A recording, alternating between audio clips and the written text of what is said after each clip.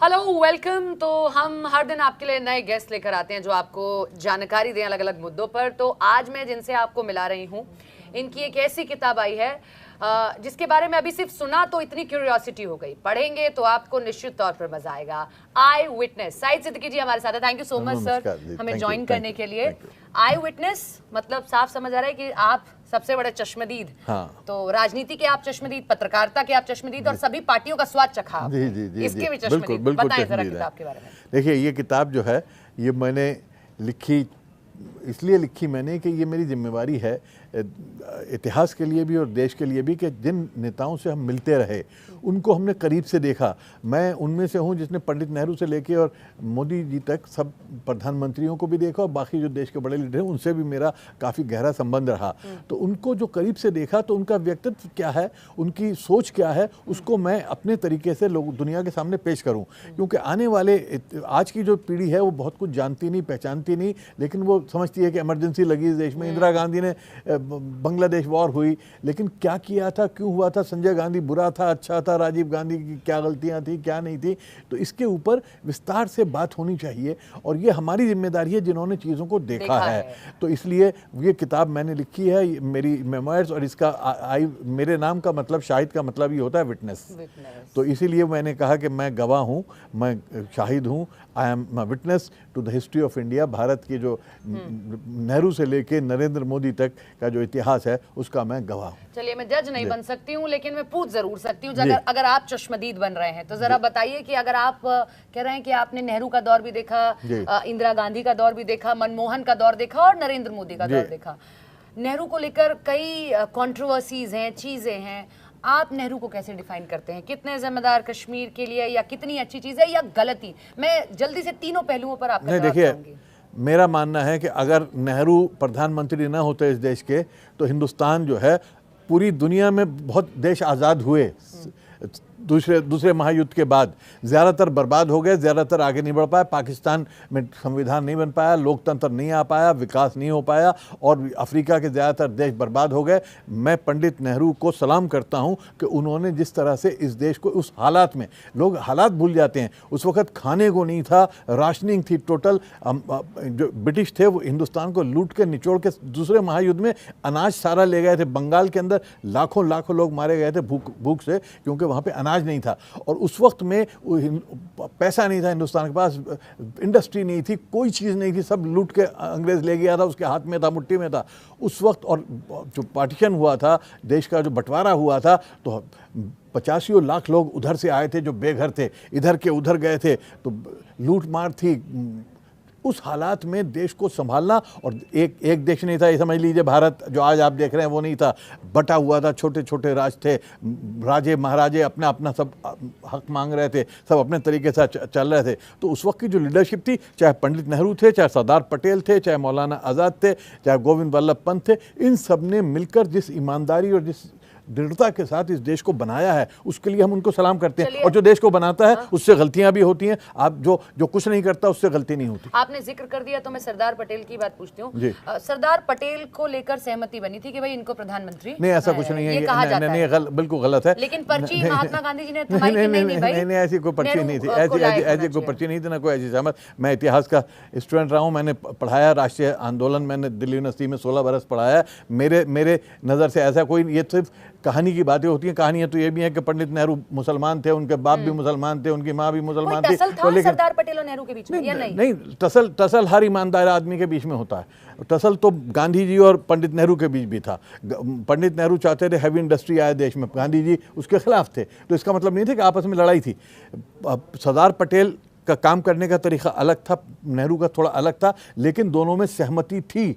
अगर 10 मुद्दों पे सहमति थी, 2 मुद्दों पे असहमति भी थी। हम सिर्फ 2 मुद्दों की असहमति की बात करते हैं, 10 मुद्दों की सहमति की बात नहीं करते हैं। ये देश जो मिलके लड़े थे सब, तो उनमें सहमति ज़्यादातर मुद्दों पे थी, कुछ मुद्दों पे असहमति थी। और वो सही बात है, जो ईमानदार होते हैं उनके बीच असहमति होती है, जो चमचे होते हैं वो सहमति नहीं होती, वो हर चीज़ में यस सर, हाँ जी करते हैं। कश्मीर वाले मुद्दे पर क्या था? क्योंकि सारी रियासतें चली गई थी सरदार पटेल के से, कि वो देख रहे थे, वीपी मेनन देख रहे थे, लेकिन आपको पता है कि कश्मीर के जो राजा थे वो आज़ाद रहना चाहते थे, हरि सिंह। उन्होंने जिन्ना से भी बात कर ली थी और वो तैयार नहीं थे भारत के साथ विलय करने को, विलय करने को। लेकिन शेख अब्दुल्ला चाहते थे कि भारत के साथ विलय हो, पाकिस्तान के साथ ना जाए।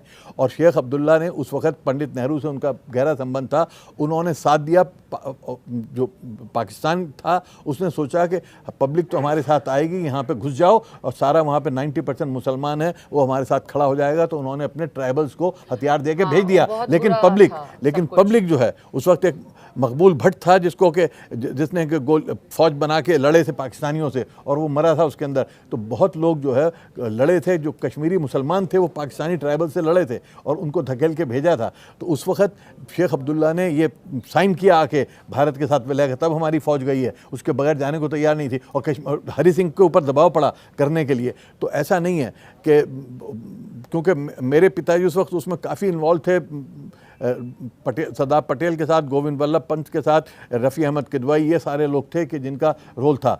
तो पंडित जी जो है वो थोड़ा फ़ौज को भेजने में रिलक्टेंट थे, क्योंकि वो पैसिफिस्ट थे। वो समझते थे कि फ़ौज से कोई मसला हल होने वाले। और जब भी दूसरा महायुद्ध ख़त्म हुआ था, लाखों करोड़ों मारे गए थे, तो इसलिए उस वक्त ये था मन में कि लड़ाई होगी तो हम अभी देश को कैसे संभालेंगे, हमें देश संभालना है, भूखे नंगों को रोटी देनी है, हम युद्ध में चले जाएँ। तो इतना आसान नहीं होता चीज़ें। आप बाद में बैठ के क्रिटिसाइज कर सकते हैं कि मेरे पिताजी ने ये करना चाहिए था, मेरे दादा को ये करना चाहिए था, बड़ा आसान है। लेकिन दादाजी पिताजी किन हालात में जी रहे थे वो आपको नहीं पता है। तो हाँ, परिस्थितियाँ बिल्कुल अलग थी। तो पंडित जी ने जिन परिस्थितियों में काम किया है उसको आप कंपेयर नहीं कर। आप देखिए, मेरा मानना है कि इस देश के हर प्रधानमंत्री ने ईमानदारी से देश के विकास के लिए काम किया है। वो चाहे पंडित नेहरू हो, चाहे मनमोहन सिंह हो, चाहे अटल बिहारी वाजपेयी हो, चाहे नरेंद्र मोदी हो, चाहे इंदिरा गांधी हो, सबका कंट्रीब्यूशन है और सबने गलतियां भी की हैं। जो काम नहीं करता वो गलती नहीं करता। तो जब इतना बड़ा देश चलाओगे, इतना बड़ा भारत बनाओगे, तो उसमें तो बहुत सारी गलतियां तो होंगी ना। काम करोगे तो ये हुआ है। तो लेकिन एक बात का जिक्र बड़ा उस किताब में हुआ जिसकी चर्चा सब और हो रही है कि अहमद पटेल ने रोका आपको कि भाई उनका इंटरव्यू ना करो या किया गया, और आप तो कट्टर, आपने ही कहा कहीं पर कि मैं तो कट्टर विरोधी था, तब भी मुझे बुलाया गया फोन करके और मैंने कहा भाई सवाल लिख के नहीं दूंगा, ये चीजें मैं तो पूछ लूंगा। उस वाक्य को जरा बताएं। और तब के नरेंद्र मोदी और अब के नरेंद्र मोदी डिफरेंट। नहीं, ऐसा था कि मैं खुद हैरान था कि मैं तो मोदी जी का इंटरव्यू नहीं करने वाला था। मैंने देखिए जीवन में 3 बड़े महत्वपूर्ण इंटरव्यू किए। एक इंदिरा गांधी का 1977 में किया, जब वो किसी मीडिया से बात करने को तैयार नहीं थी इमरजेंसी के बाद, और बहुत पावरफुल थी। उस वक्त उन्होंने फैसला किया कि मैं इंटरव्यू दूंगी। पहला इंटरव्यू जब उन्होंने दिया इमरजेंसी के बाद, तो मैं उस वक्त 26 साल का यंग लड़का था, मैं इंदिरा गांधी का विरोधी था इमरजेंसी में, मेरे पिताजी और मैं जेल गए थे। तो उन्होंने कहा कि तुम्हें इंटरव्यू दूंगी मैं। तो मैं हैरान हुआ और मैंने फिर उनका इंटरव्यू किया, बड़ी सख्ती से किया। दूसरा इंटरव्यू था जगजीत सिंह चौहान का, जो लंदन में मैंने किया, जिसकी वजह से मुझे जेल जाना पड़ा, अरुण नेहरू ने जेल में डाला। और तीसरा इंटरव्यू जो था नरेंद्र मोदी जी का, मैं बॉम्बे गया था हेमा मालिनी जी की बेटी ईशा की शादी में। तो मेरे एक दोस्त हैं जफ़र सरेश वाला, उन्होंने अपने घर खाने पे बुलाया और वहाँ सलीम खान मौजूद थे, सलमान खान के पिताजी, और महेश भट्ट थे।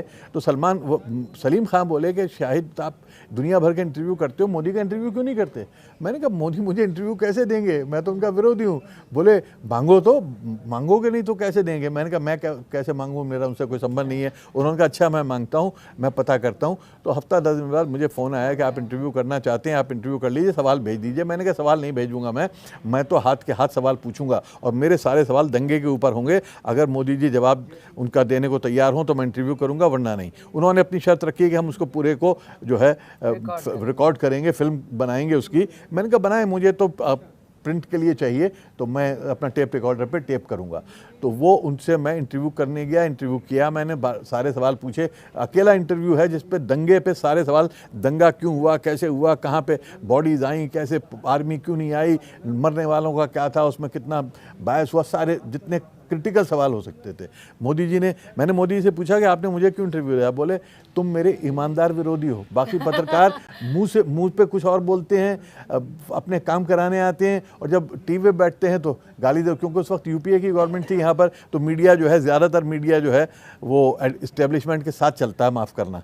तो जो उस वक्त सरकार थी मनमोहन सिंह की, उसकी तारीफ में अहमद भाई पटेल से इंस्ट्रक्शन लेते थे, आज किसी और से इंस्ट्रक्शन लेते हैं। कंट्रोल तो होता था, कंट्रोल हमेशा होता था। मतलब मैं अब सीधे शब्दों में पूछती हूँ कि तब भी सरकारें कंट्रोल करती थी ना। भैया सरकारों ने हमेशा किया है, इंदिरा गांधी ने भी किया है, राजीव गांधी ने भी किया है। राजीव गांधी एक बिल लाए थे जिसके खिलाफ मैं सड़क पे निकला था, सारे हम एडिटर जो हैं उन्होंने मार्च किया था इंडिया गेट से लेके राष्ट्रपति भवन तक। हम राजपथ के ऊपर हम लोग निकले थे हाथ में बैनर्स लेके कि इसको हमारा मानना था कि राजीव गांधी हमारे ख़त्म कर दें। हमने मुंह पे पट्टियाँ लगा के सारे टॉप एडिटर्स देश के हम सड़क पे निकले थे राजीव गांधी के खिलाफ। और इमरजेंसी तो आपको पता ही है कि सबसे बड़ा जो इमरजेंसी में निशाना हुआ था मीडिया हुआ था।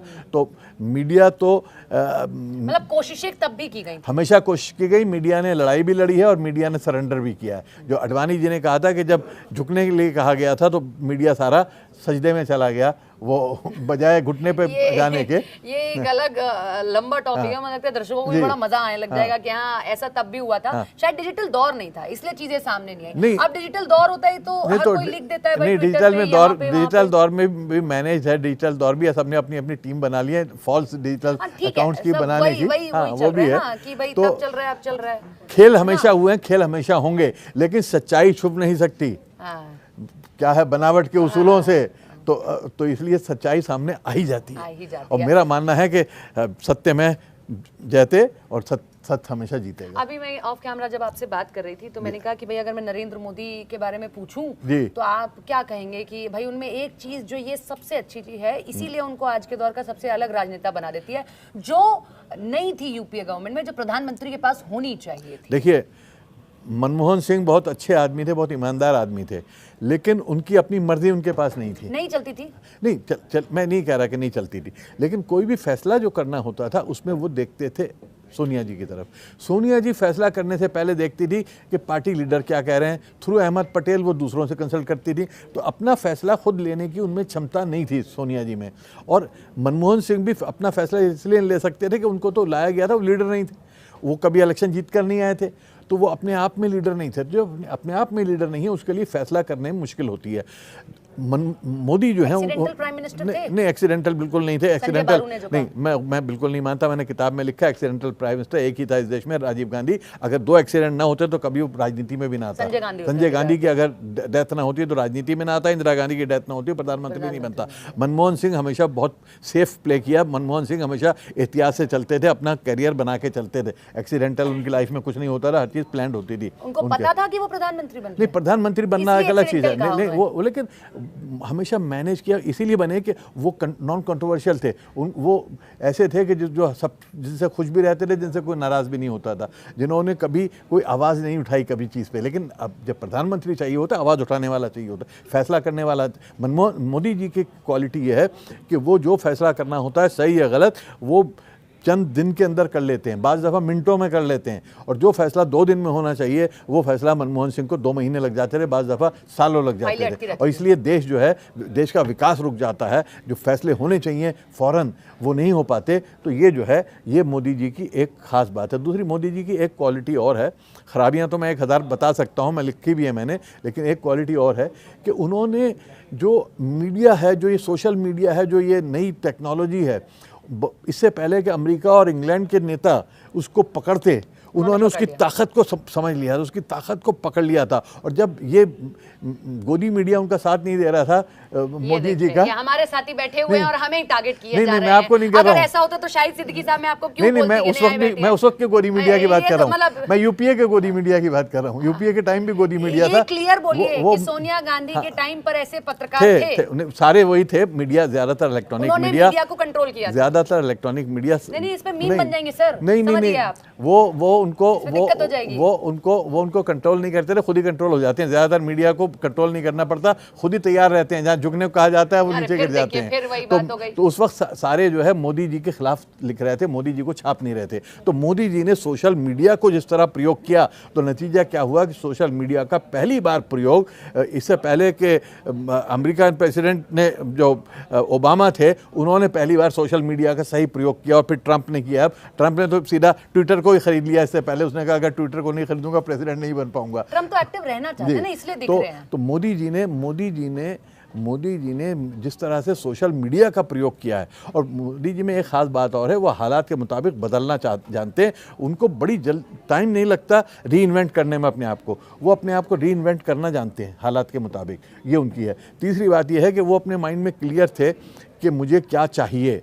वो जो राजनीति थी वो कहीं उनको कन्फ्यूजन नहीं था किसी चीज़ में, बहुत क्लियर उनकी राजनीति थी। मैं उनकी राजनीति से सहमत नहीं है बिल्कुल, लेकिन उनकी इस क्वालिटी को मैं मानता हूं कि उन्होंने हमेशा हालात, अपनी टेक्नोलॉजी का प्रयोग उन्होंने जितना अच्छा किया है राजीव गांधी के अलावा किसी ने नहीं किया।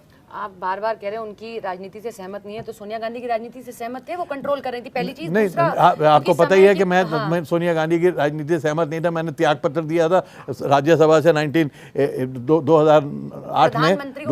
अपने आप में एक गड़बड़ी है। नहीं, वो तो कंट्रोल नहीं कर रही थी, बल्कि वो खुद ही फैसला, क्योंकि पॉलिटिशियन नहीं थे, वो खुद फैसला नहीं कर सकते थे, क्योंकि वो अपनी, उनके पीछे कोई एमपी नहीं खड़े थे, वो अकेले सिंगल एमपी थे, वो भी जीते हुए नहीं थे। तो मुसीबत ये थी कि उस वक्त 28 पार्टियों की जब सरकार बनती है, 24 पार्टियों की सरकार बनती है, तो एक ऐसा चाहिए होता है जिसके ऊपर सब सहमत हो। तो सोनिया गांधी पे सब सहमत नहीं थे, सहमत थे मनमोहन सिंह पे, क्योंकि मनमोहन सिंह नॉन कंट्रोवर्शियल थे। जो नॉन कंट्रोवर्शियल होता है आलू की तरह से होता है, हर सब्जी में डल जाता है, लेकिन आलू आलू होता है। ये अपने इतनी नज़दीक से कांग्रेस को देखा है, आज सब ये सवाल करते हैं कि प्रियंका गांधी अब सक्रिय हो गई हैं, चलिए संसद में बैठने लगी हैं, बात करने लगी हैं, लेकिन प्रियंका गांधी ज्यादा काबिल है राहुल गांधी से। लोग बार बार इस बात का जिक्र करते हैं। मैंने लिखा है, सभा मैंने उनकी देखी है, जिस तरीके से वो, मैं आपको बहुत मजे का इंसिडेंट बताता हूँ।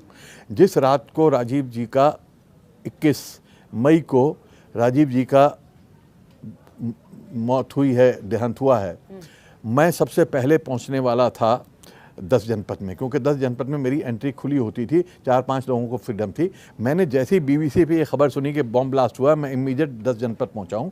उस वक्त सोनिया जी जो हैं वो नलिनी चिदम्बरम से टेलीफोन पे बात कर रही थी, जॉर्ज के कमरे में, विंसेंट जॉर्ज उनके पीए थे, उनके कमरे में खड़ी होके। मैं पीछे खड़ा था, विंसेंट जॉर्ज, उन्होंने कंफर्म किया कि राजीव जी नहीं रहे, उनके लोटो शूज़ से पहचान हुई, पूरा ऊपर का धड़ उड़ गया था, लोटो शूज़ बचे थे। तो सोनिया जी कोलैप्स कर गई। मैंने पीछे से पकड़ा, और उनका एक नौकर था मिठाई लाल, वो आया, इतने में प्रियंका भागी हुई, उनको पकड़ा। पूरी रात मैं 10 जनपद पे था, अगले दिन मैं 10 जनपद पे था। प्रियंका गांधी की जो मैंने देखा, राहुल यहाँ पे नहीं था, घर में परिवार में कोई नहीं था उस वक्त, और सोनिया जी बेहोश थी तकरीबन, उनके होश में नहीं थी, कोलैप्स कर गई थी। जिस तरह से प्रियंका ने हालात को संभाला, एक एक चीज़ को देखना, मेरे सामने की बात है, 11 साढ़े 11 बजे दिन में सामान जो था राजीव जी का वहाँ से आया, तो उसमें 2 सूटकेस आए, एक छोटा सूटकेस नहीं आया। तो उसने पूछा 2 आए हैं, तीसरा कहाँ है? एक वो तो पापा के साथ 3 गए थे, एक कहाँ है? तो वो इतनी होश में थी। मैंने कहा इस लड़की का कमाल है, इस लड़की के अंदर कितने गट्स हैं, इसके अंदर। मुझे उस वक्त जब ये 17 साल की समझता था, प्रियंका ने मुझे बताया कि मैं 19 की थी उस वक्त, तो 18-19 साल की लड़की जो है उसके अंदर कितनी कमांड लेने की सलाहियत थी। क्योंकि अगर मेरे साथ, मैं रो रहा था, मैं आपको बता दूं, मैं कोलैप्स कर गया था मैं भी, लेकिन प्रियंका गांधी ने अपने ऊपर कंट्रोल किया था। ये एक बहुत बड़े लीडर की पहचान होती है। माता जी राहुल से ज्यादा प्यार करती हैं। 2 चीजें हैं, राहुल से प्यार भी करती हैं। राहुल को राजीव गांधी को पॉलिटिक्स में इंटरेस्ट नहीं था, राहुल को हमेशा से पॉलिटिक्स में इंटरेस्ट था। हाँ, इंटरेस्ट है। राहुल गांधी को पॉलिटिक्स में इंटरेस्ट है, आज भी है। बार-बार क्यों चले नहीं, वो तो मैं भी जाता हूँ, आप भी जाते हैं, जाना चाहिए, अच्छी बात है। जो नहीं जाता छुट्टी पे, मैं उसको अच्छा नहीं समझता, लेकिन वो बात नहीं है। राहुल गांधी, पॉलिटिक्स का मतलब नहीं होता कि आप 24/7 पॉलिटिक्स करें। पॉलिटिक्स का मतलब ये होता है कि आपको पॉलिटिकल, मैं राहुल गांधी की इस बात की तारीफ करता हूं कि इतने इलेक्शन हारने के बाद अगर कोई खड़ा है, अगर कोई लड़ने को तैयार है, लड़ रहा है, तो इसका मतलब उस आदमी में बहुत गट्स है, और इसका मतलब उसमें पॉलिटिक्स है, उसको देश में रहने की उसके अंदर एक दृढ़ता है। तो मैं उनकी इस बात की तारीफ करता हूं। एक उनके अंदर 1-2 कमियां हैं, वो इम्पल्सिव बहुत हैं, किसी बात पे एकदम रिएक्ट कर जाते हैं, जबकि बड़े लीडर को बहुत सोच समझ के अपने शब्दों का प्रयोग करना पड़ता है। और तो वो थोड़ी सी उनके अंदर एक, वो ईमानदार आदमी में एक कमी होती है कि वो रिएक्ट कर जाता है, तो रिएक्ट कर जाते हैं जल्दी। लेकिन ये कि मैं उनकी कैपेबिलिटी पे शक नहीं, और इसीलिए माँ को ये था कि राहुल को तो बचपन से पॉलिटिक्स में बहुत इंटरेस्ट था, प्रियंका को नहीं था। प्रियंका में देखिए, आप में हो सकता है कि बहुत अच्छी एक्टर बनने की सलाहियत हो, लेकिन आप एक्टर ना बने, आप एंकर बन गई, तो अब उसका कुछ नहीं हो सकता, चांस की बात है कौन कहाँ। तो प्रियंका को पॉलिटिक्स में इंटरेस्ट नहीं था, प्रियंका इजी गोइंग थी, लेकिन अगर पड़ जाए तो फिर प्रियंका बहुत। और प्रियंका में एक खास बात है जो शाहरुख खान के अंदर भी है, कि शाहरुख खान हो या सलमान खान हो, वो इसलिए नहीं पॉपुलर कि वो बहुत हैंडसम है, उनके अंदर एक कैरिस्मेटिक एक्स फैक्टर होता है जिसको डिफाइन नहीं कर सकते आप। वो सीधा बीजेपी वाले कहते हैं कि सिर्फ नाक अपनी दादी से मिलती है, तो इसका मतलब ये नहीं कि वो इंदिरा गांधी नहीं, उसकी आंखें, उसका हाथ भी जब ऐसे हिलता है ना तो इंदिरा गांधी लगती है, कोई छू जाती है। नहीं, वो लोगों के दिलों को छू जाती है, उसकी एक मुस्कुराहट काफ़ी होती है लोगों को छूने के लिए। राहुल गांधी को वही छूने के लिए 100 जुमले बोलने पड़ते हैं, प्रियंका को सिर्फ हाथ हिलाना पड़ता है। तो वो एक जो एक्स फैक्टर है उसको डिफाइन नहीं कर सकता कोई, वो कुदरत देती है। वो आप ये नहीं होते कि अब शाहरुख खान की नाक है, वो बहुत सुंदर नाक नहीं है, लेकिन शाहरुख खान है, या अमिताभ बच्चन बहुत सुंदर नहीं थे और बहुत सुंदर एक्टर्स आए, वो फेल हो गए। वो जो ग्रीक गॉड कहलाता है रोशन, ऋतिक रोशन, वो उतना कामयाब नहीं होता। ये माता जी का प्यार और राहुल गांधी का ये तरीका कांग्रेस को कहीं ना कहीं नुकसान कर रहा है। सर मैं इसलिए कह रही हूं, नहीं, कांग्रेस को नुकसान, देखिए कांग्रेस की ट्रेजेडी क्या है, अगर प्रियंका होती तो शायद परिस्थिति कुछ और होती। नहीं, एक चीज और है, कांग्रेस की ट्रेजेडी ये है कि इस परिवार के बिना भी कांग्रेस नहीं चल सकती, इस परिवार के साथ भी नहीं चल सकती। क्योंकि क्या है कि परिवार जब होता है तो जो बाकी लीडर हैं काम नहीं करना चाहते, मीडियोकर लीडर आ जाते हैं और सब चमचागिरी करते हैं कि तुम्हारी सुबह की जय, तुम्हारी शाम की जय वाले रहते हैं, और जो वाकई टैलेंटेड होते हैं वो पार्टी छोड़ के चले जाते हैं, क्योंकि वो डिसएग्री करते हैं, वो आपसे सहमत नहीं होंगे 100 बातों पे, 10 पे सहमत होंगे, 4 पे नहीं होंगे। और ये जो चमचे होते हैं, जो सेकंड रेट लीडर्स होते हैं, वो 10 क्या, आप 10 बातें कहते हो, 15 सहमतियां दिखा देते हैं। तो कांग्रेस में नतीजा क्या हुआ कि मीडियोकर ज़्यादा रह गए, और परिवार राहुल गांधी बेचारे को कांग्रेस उस वक्त मिली है जब कांग्रेस ख़त्म हो चुकी थी, जब 100 सीटों पर निपट चुकी थी, 100 से नीचे आ गई थी।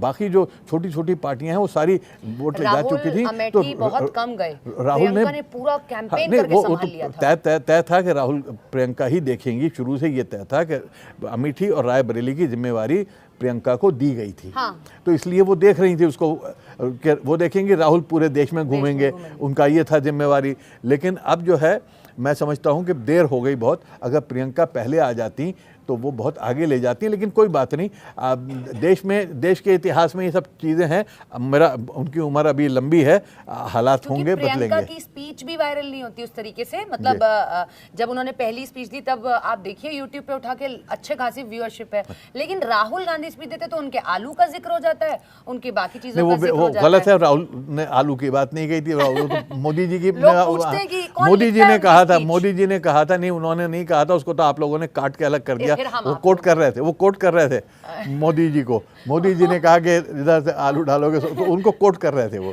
तो इसलिए देखिए, हम लोग मीडिया वाले जो हैं अपने नेताओं के साथ बड़ी ज्यादती भी करते हैं, हम उनको गलत सलत करके डिस्टॉर्ट करके भी मैं अपने मानता हूं हमारी गलती है। कई बार सर ठप्पा भी लग जाता है, जैसे आपको लग रहा था कि नरेंद्र मोदी आपको नहीं देंगे इंटरव्यू, लेकिन उन्होंने खुद बुला के दिया। तो कई बार बीट वाले रिपोर्टर पे या मोदी जी ने ये कहा कि आप मेरे ईमानदार विरोधी हो, मैं आपको इसलिए मैंने इंटरव्यू दिया। ऐसा भी होता है कई बार, उसको जैसे इंदिरा जी ने मुझे इंटरव्यू दिया, ईमानदार विरोधी था, जेलें काटी, उन्होंने कहा कि इसको हाँ दिया। लेकिन उनके लोग जाते होंगे या सामने से आपको कहा जाता होगा नहीं, ये तो इस बीट का रिपोर्टर है, ये तो ये हाँ, है, वो तो बिल्कुल ये होता है। लेकिन रामगोपाल यादव का आपने उसमें जिक्र किया है कि रामगोपाल यादव ने बस एक इंटरव्यू को लेकर इस तरीके से फोन किया, अभद्र भाषा का इस्तेमाल किया। नहीं, अभद्र भाषा का इस्तेमाल नहीं किया मेरे साथ। उन्होंने सिर्फ ये कहा कि ये हमारी पार्टी में नहीं है। मेरे साथ जो ज्यादती की थी अहमद पटेल ने। अहमद पटेल मेरे घर पे रात को आए, इंटरव्यू के अगले दिन में रह गई थी बात, और उन्होंने मुझे एक तरह से धमकी दी कि अगर आप इंटरव्यू छापोगे ये तो आपको समाजवादी पार्टी से निकाल दिया जाएगा और आपको राज्यसभा मिल सकती है अगर आप इंटरव्यू को किल कर दो। मैंने कहा इंटरव्यू मैं किल नहीं कर सकता। उन्होंने मुझे बहुत कहा, मैंने मना कर दिया, वो चले गए और अगले ही दिन मुझे निकाल दिया गया। तो मेरा मानना है कि वो न रामगोपाल यादव ने निकाला था, न अखिलेश यादव ने, न मुलायम सिंह ने, उसके पीछे अहमद पटेल का हाथ था। अहमद पटेल ने उनसे कहा था कि ये इंटरव्यू जो है नहीं छपना चाहिए, शाहिद सिद्दीकी को कहिए अगर ये छापता है तो इसको पार्टी से निकाल दीजिए। निकाल दिया। मुझे कहा गया कि आके माफ़ी मांगो। मैंने कहा माफ़ी नहीं मांगूंगा, क्योंकि इंटरव्यू करना मेरा धर्म है। मैं पत्रकार पहले हूँ, बाद में कुछ और हूँ। रामगोपाल यादव लेकिन डिफरेंट है, अगर हम देखते हैं यादव परिवार में, स्टफ हैं, बहुत ब्लंट हैं, जबकि वहीं शिवपाल से आप मिलने चले जाइए, वो एकदम चलिए, different nature के मैं हैं। पर्सनल उस पर बात नहीं करता हूँ। मैंने दोनों को करीब से देखा है। मैंने देखा शिवपाल यादव ने किस तरह पार्टी को बचपन से बनाया है और किस तरह से मुलायम सिंह को बनाने में और समाजवादी पार्टी को बनाने में उनका योगदान ज़बरदस्त है। और बाद में दिल्ली को संभालने में राम गोपाल यादव जी का रहता रहा, पार्लियामेंट को संभालने में तो मुलायम सिंह ने रोल बांट दिए थे।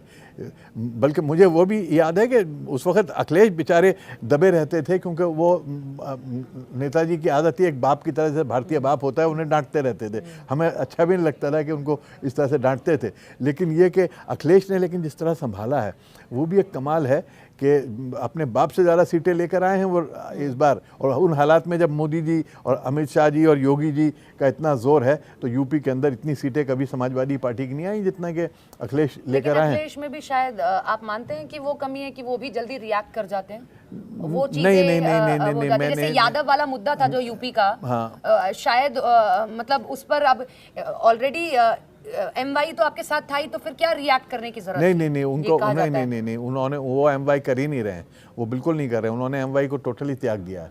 उन्होंने जो है अखिलेश ने एमवाई को त्याग दिया। उन्होंने जो है, जो पीडीए है तो वो उसको लेके चले हैं वो। तो उसमें पिछड़ा, दलित और अल्पसंख्यक। लेकिन पूजा पाल को निकाल के तो सवाल खड़े हो गए। नहीं, वो तो ठीक है, एक इंडिविजुअल से को पूजा पाल पूरे पिछड़ों की नेता नहीं है वो तो, लेकिन बना तो दिया गया ना नेता बड़ा। वो नहीं, कोई नहीं, ऐसा कुछ नहीं है। मेरा मानना यह है कि अखिलेश यादव जो है वो बहुत सोच समझ के बोलते हैं, उनमें सेंस ऑफ ह्यूमर भी है, यंग भी हैं, उनके पास समय भी है और वो लड़ना भी जानते हैं, खड़े होना भी जानते हैं। और वो उन्होंने री इन्वेंट किया है पार्टी को। पहले उनके 3 फेज़ मैंने पार्टी इसमें किताब में बताए हैं। पहले फेज़ में तो वो अपने सब चाचा जी और अंकल जी और सबके आगे हाथ जोड़ के चल रहे थे। सेकंड फेज़ में उन्होंने अपने बाप से और सब चाचा से टकराव लिया। और उसके तीसरे फेज़ में उन्होंने, और उसमें गलतियाँ की, उन्होंने मायावती से हाथ मिलाया, राहुल से हाथ मिलाया, अपनी पार्टी नहीं बनाई, नतीजा हुआ मार खाई। और उसके बाद 2022 के बाद उन्होंने फैसला किया कि अकेला चलूँगा, मैं अपनी पार्टी बनाऊंगा। तो पार्टी को बनाना शुरू किया, उसका उन्हें फल मिल गया 2024 में कि उनकी इतना अच्छा रिजल्ट उनके लिए आया। तो अब मेरा मानना यह है कि वो किसी ना चाचा जी को देखते, ना अंकल जी को देखते, ना किसी राहुल जी को देखते, ना मायावती को देखते। अब वो अपनी पार्टी को लेके चल रहे हैं और वो पार्टी को बिल्ड कर रहे हैं। तो मेरा मानना है कि आने वाले भारत की 20 साल की राजनीति में जो एक बहुत इंपॉर्टेंट लीडर है वो राहुल गांधी ही नहीं है, वो अखिलेश यादव भी है। मोदी जी तो मौजूद हैं, अमित शाह भी मौजूद हैं, योगी जी भी मौजूद हैं, लेकिन जो अपोजिशन में, मुलाकात हुई आपकी योगी जी से मेरी पार्लियामेंट में जब थे, मैं राज्यसभा में था, उस वक्त कभी कभी होती थी, लेकिन जब उससे मुख्यमंत्री बने हैं तब से मेरी मुलाकात नहीं हुई। अभी नहीं हुई। काशी राव का आपने बहुत जिक्र किया अपनी किताब में और आप बहुत करीब रहे हैं उनके।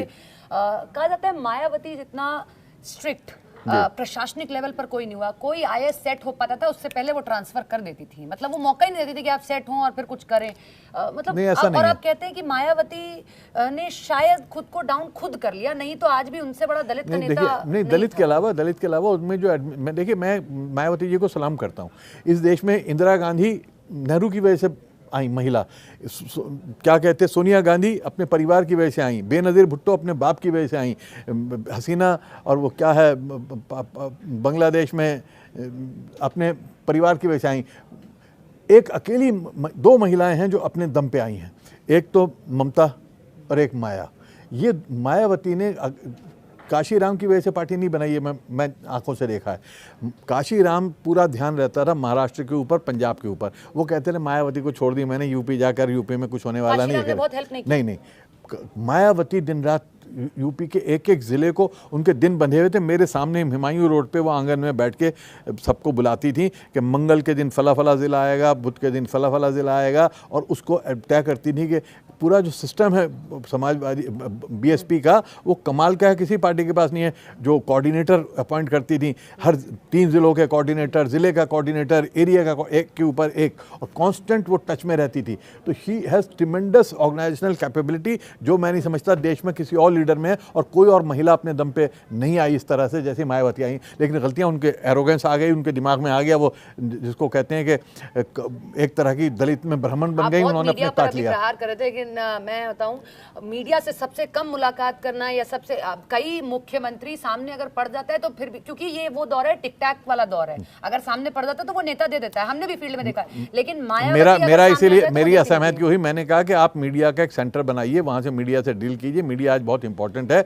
उन्होंने मेरी बात नहीं मानी, उसका उन्हें नुकसान हुआ। वो बोले नहीं हम तो सीधे पहुंच जाते हैं दलितों के पास। मैंने कहा आपको दलितों से आगे भी तो जाना है ना। और आज जो है इलेक्ट्रॉनिक मीडिया, मैंने समाजवादी में मैंने कहा नहीं मानी, मुलायम सिंह ने कहा नहीं ये सब बेकार की बातें हैं, या इलेक्ट्रॉनिक मीडिया कुछ नहीं होता, हम तो गाँव में जाते हैं। मैंने कहा आने वाला वक्त बिल्कुल इलेक्ट्रॉनिक, आपकी पब्लिक मीटिंग में कोई नहीं आएगा, जो मीटिंग करेगा आप टीवी पे बैठ के मीटिंग करोगे। अखिलेश की गलती नहीं लगती आपको? अखिलेश ने समझा, नहीं अखिलेश ने समझा, अखिलेश तो मीडिया से बहुत डील करता है। आप करते हैं ऐसा नहीं है, लेकिन कई बार वो इस तरीके से एग्रेसिवली रिएक्ट कर जाते हैं मीडिया पर भी।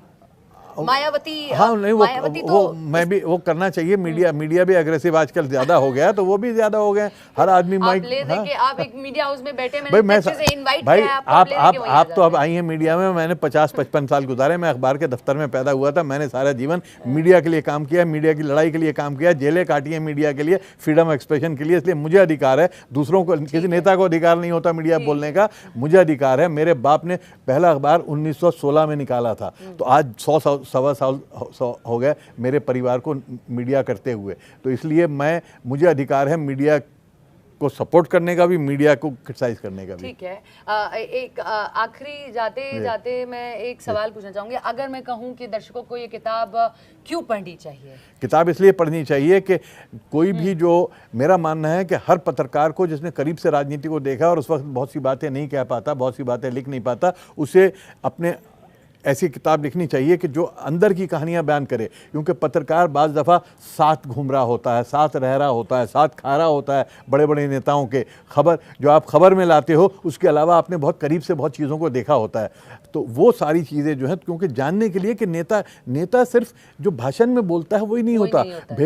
हर नेता अपने आप में एक व्यक्ति होता है, उस व्यक्ति की अपनी कमज़ोरियाँ होती हैं, अपनी खूबियाँ होती हैं, अच्छाइयाँ होती हैं, बुराइयाँ होती हैं, गलतियाँ होती हैं। उन सबको समझने के लिए, देश को समझने के लिए, समाज को समझने के लिए, क्योंकि जब तक आप इतिहास को नहीं समझते तो आप आज को नहीं बना पाते और कल को आप ठीक नहीं कर पाते हो। तो इसलिए ये हमारी जिम्मेवारी है। और मैं तो क्योंकि 3 कैप में ओढ़ता था, यूनिवर्सिटी में पढ़ाता था, प्रोफेसर था पॉलिटिकल साइंस का, तो मैं उस एंगल से भी चीज़ों को देखता हूँ। मैं एक पत्रकार के रूप में भी देखता हूँ और एक एक्टिव पॉलिटिशियन के रूप में भी। मैंने 3 तरफ से चीज़ों को देखने की कोशिश की है, उन तीनों को मैंने इस किताब में लाने की कोशिश की है। तो जो भी इस किताब को पढ़ेगा उसे अंदाज़ा होगा कि मैंने किस तरह से पूरा नैरेटिव जो है देश के 70 साल का, उसको मैंने निचोड़ दिया है 400 पेज में। जाते जाते एक सवाल और मेरे जहन में, इस पर जरूर बात होनी चाहिए, क्योंकि बिहार चुनाव का इस टाइम दौर चल रहा है। लालू यादव का कहीं ना कहीं एक वर्जन ही लगते हैं तेज प्रताप यादव।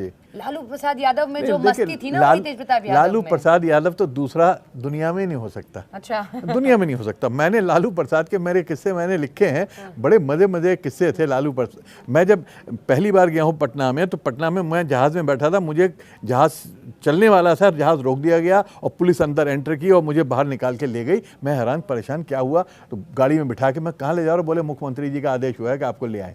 ये भी होता था। वहाँ जब पहुँचा तो मुख्यमंत्री जो है लालू जी, वो बैठे हुए भैंस का दूध निकाल रहे थे और बोले अरे भाई आइए, भाई आइए, देखिए ये इससे चमेली से मिली है, चमेली बहुत अच्छा दूध देती है, ये इससे मिली। उन्होंने भैंसों से मेरा इंट्रोडक्शन शुरू करा दिया। हाँ, मैं हैरान कि ये क्या हो रहा। उसके बाद पूरी रात उन्होंने मुझे घुमाया और अपनी एक एक कार्रवाई दिखाई और एक एक दिखाया, क्योंकि मैं उनके खिलाफ बोलने गया था वहाँ पे एक सेमिनार में, और उनको पता लगा। उन्होंने कहा इसको बुला लाओ। अब मैं जहाज़ में उसी शाम को वापस आ रहा था, तो मुझे किडनैप बाकायदा किया, लेकिन मुझे that was the wonderful day of my life. तो फिर मैंने लालू जी के बहुत चीज़ें करीब से देखी हैं।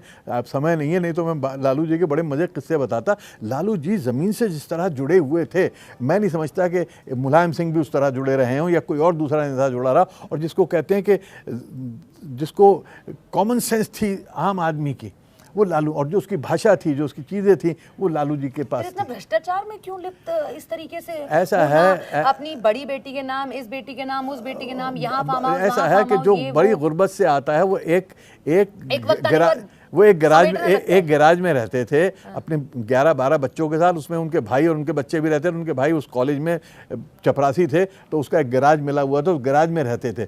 जिसने वहाँ से जीवन गुजारा होता है ना, वो उसके अंदर एक कहीं फाइनेंशियल इनसिक्योरिटी होती है कि यार मैं कुछ पैसे, और वो चालाकी आती नहीं है उसे, क्योंकि नया नया आया है, तो उसको पैसे जोड़, नेता सब बनाते हैं पैसा, बाकी जानते हैं कैसे मैनेज करना है, पकड़े नहीं जाते, लालू पकड़े जाते हैं। लेकिन वो आप कह रहे हैं लालू पकड़े गए उन्हें, लेकिन बाकी वो भूख में नहीं तब्दील हो गया, जी? भूख में नहीं तब्दील हो गया। अगर आप कह रहे हैं कि ग्राउंड से आए हैं, बस वहीं खराबी आती है, वहीं खराबी होती है कि आप एक बार शुरू करते हो।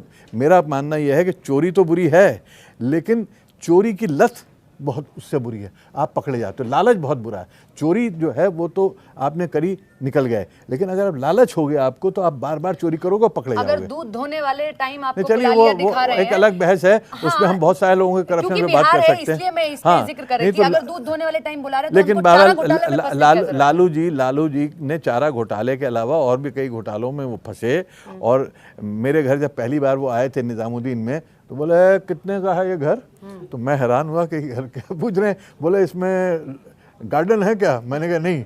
बोले तो भैंस किधर खड़ी करते हैं आप? मैंने कहा भैंस में क्या निजामुद्दीन में, मतलब उनको घर में भैंस, गाय, हाँ, भैंस उन्हें चाहिए। पहला दिमाग में उनके ये आया कि अगर घर लो दिल्ली में तो उसमें भैंस की जगह होनी चाहिए, वरना लालू जी दूध कैसे निकालेंगे और दूध कैसे पियेंगे? वो खुद अपना दूध निकाल के खुद भी पीते थे। वो वायरल होता भी तो हम क्या करेंगे क्या नहीं करेंगे, हम दूध धो के पी लेंगे, हमारी चिंता मत करिए। लेकिन ये भी आयरनी है जब उनको कहा गया कि लालू जी हेलीकॉप्टर में, तो कहा हम सब जाएंगे हेलीकॉप्टर में, हम क्या भैंस पे बैठ के दिल्ली जाएंगे? लालू से अब ये चाहते हैं। तो लालू जी का अपना अंदाज था भाई, हाँ, कमाल था। ये चर्चा बहुत सार्थक रही और मुझे लगता है कि सुनने के बाद आप वो किताब पढ़ेंगे तो और ज्यादा दिलचस्प चीजें आपके सामने आएंगी। Thank you so much sir. Thank you सपना जी, बहुत शुक्रिया आपका जी।